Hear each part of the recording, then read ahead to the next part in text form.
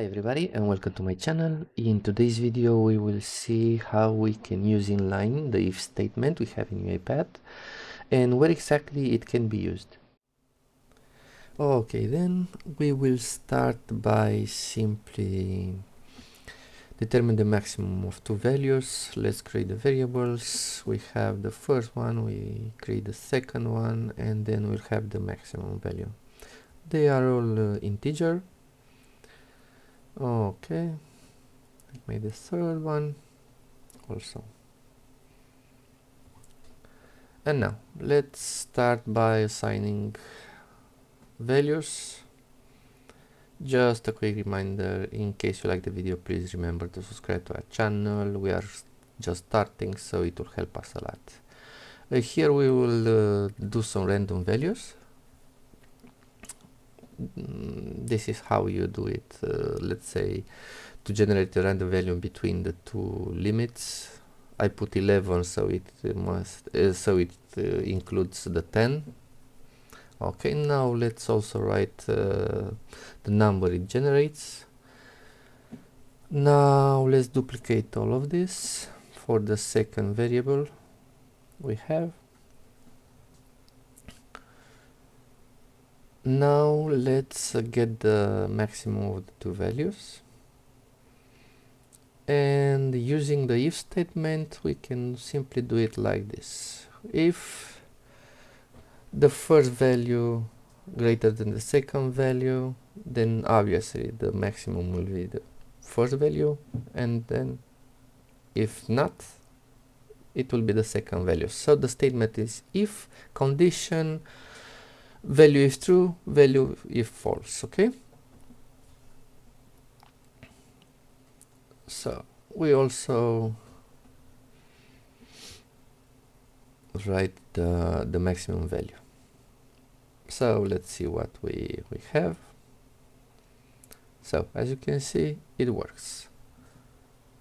The statement is simple, as I said, condition, comma, value if true, comma, value if false. It's similar to the Excel one. What else we could do? It's let's say use it in but first I think it's better if we explain a bit how it can really helps. So let's see how much it can simplify your work, the if statement, if you combine it with a few other things. Let's say you will see exactly in the example. So let's do time conversion from AM to PM to 24-hour format. Okay, so we assign here a value, a string value. Okay, and now let's write the result using an if. It's okay, you can use it in an assign, also assign it to a variable, but we'll just write it, but it's the same thing. As you can see here, we have three if statements, one inside the other, and also we have conversion, we have string manipulation, and but it's a bit of code. And if you have to do all of this with using activities, if activities, it will take a lot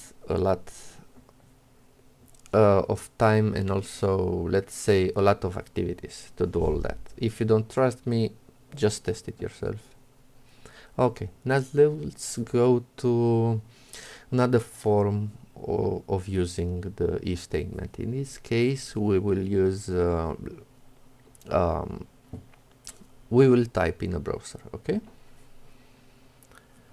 so let's put a type into. We will keep it simple. We type in Google.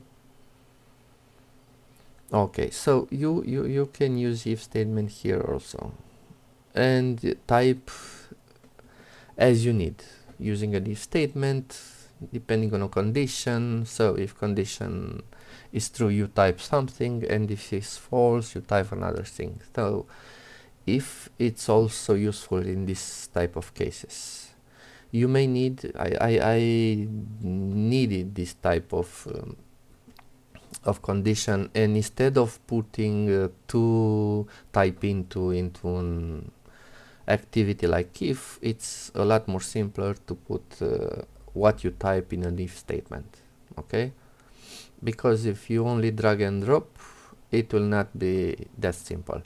You also can use if in the properties. You may have several needs. Let's keep it simple this time. We'll put the timeouts. Okay, as long as you have in properties the type it requires, and you output it from your if statement, it's okay. You can use it here and you'll get the result you need. It may help a lot. It helped me in a lot of situations. Okay, I hope you enjoyed the video, and in case you did, please remember to subscribe to our channel. As I said, we are just starting, so it will help us a lot. Have a great day. Wish you all the best. Bye.